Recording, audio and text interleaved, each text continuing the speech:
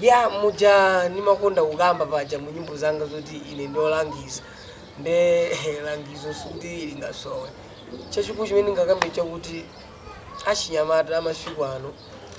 wani ali problem yote yomachita kutengera zinthu eti chifukwa chokuti wakuti kupanga zakuti naninso ndikhale ngati amene chakuti kupanga zakuti apa zoti amene waziyambisa uja ali bwino bwino amene watengera uja apozoti wafanacho kapena wala mu problem ina yake nde langizo langa ndikuti wani samakhala anthu okopeka ndi zinthu zopusa tiyeni tizikopeka ndi zinthu zabwino komanso tiyeni tikhale odzisunga masiku ano kwaipa obwera matenda aja kuti mankhwala ake sakuziwika kaya azapezeka kaya atapezeka sizikuziwika koma ndi mankhwala oti ni matenda oti ovuta kwambiri nde tikuyenera zoti tikhale anthu osamala kwambiri